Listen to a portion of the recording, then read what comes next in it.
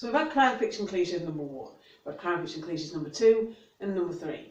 So now we've got crime fiction cliches number 4. I bet you never saw that one coming.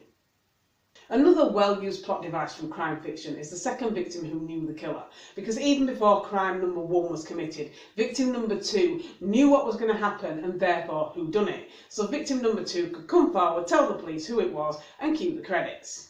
Except of course that would be an incredibly short and not very entertaining book, so it doesn't work out that way. Instead, it generally plays out something like this. We'll have a police detective who doesn't always play by the rules, or we'll have one of those bumbling amateur detectives I mentioned in the last video. This detective will be investigating crime number 1, and in the course of the investigation, he or she will question victim number 2, who will deny knowing anything, at first. Yet victim number 2 will actually know everything and will eventually become so overwhelmed by the guilty conscience of knowing all and saying nothing that they will eventually approach our main character, the hero, and very publicly announce that they simply must speak to the hero because they have something incredibly important to say. But they can't say it now. Oh no, victim number 2, who knows the killer, bold, italics, underscored, won't reveal all publicly where it's safe to do so. Instead, they will insist that they simply must talk to the hero in a remote location under the cover of darkness at 3 o'clock in the morning. As you do. And I think we can all predict what happens next, even though the detective couldn't.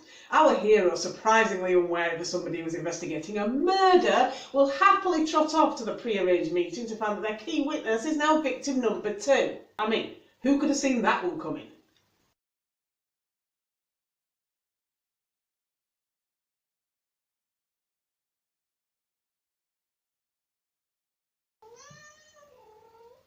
You would love to do this to me, don't you? You just love to. Why are you interrupting my video? Really? Why are you interrupting my video? Do you want your 5 minutes of fame? Do you want your 5 minutes of fame? Say hello, viewers. Viewer. Hi, Mum.